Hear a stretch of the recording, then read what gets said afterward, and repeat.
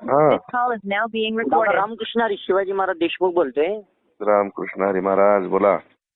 काय नाही, आपल्या मुख्यमंत्र्यांनी मागे GR काढला होता की वारकऱ्याच्या गाडीला एकही टोल नाका लागणार नाही. आता वारी आली ना, बरं. तर टोल नाक्यावर 500-500 रुपये वारकऱ्याच्या प्रत्येक 100 गाड्या थांबल्यात वारकऱ्याच्या, आणि मी इथून एकाच 500 रुपये आणि 4 टोल नाके, तर 2-2.5 हजार रुपये दिलेत ना.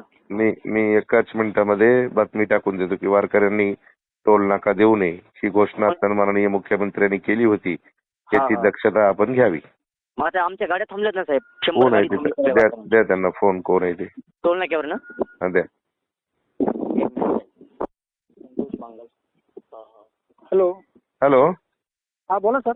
अरे वरच्या तुमच्या वरिष्ठाला सांगून द्या, मुख्यमंत्र्याची घोषणा आहे की वारकऱ्याच्या जेवढ्या गाड्या येतात तेवढ्या गाड्याचा टोल घ्यायचं नाही. दादा आम्ही त्यांना बोललो, पण ते मॅनेजमेंट आम्हाला बोलते की तुम्हाला सांगितलं तेवढंच काम करा, तुम्ही कशाला आम्ही सांगितले पैसे घ्या, आम्ही पैसेच घ्यायचं काम करायचं नाही. कोण म्हणतंय? आमचं टोलचं मॅनेजमेंट जे आहे ना. चला ठीक आहे. तिला कोण आहे ते मॅनेजर? तर सर मी वर जाऊन या नंबरवर परत कॉल करू, तुम्ही मॅनेजर साहेब सांगू बोलतो. त्या मॅनेजरला सांगा आणि त्यांना सांगा आमदार बांगर साहेबाला फोन करा म्हणाव. Hello. This call is now being recorded. धन्यवाद बरं का.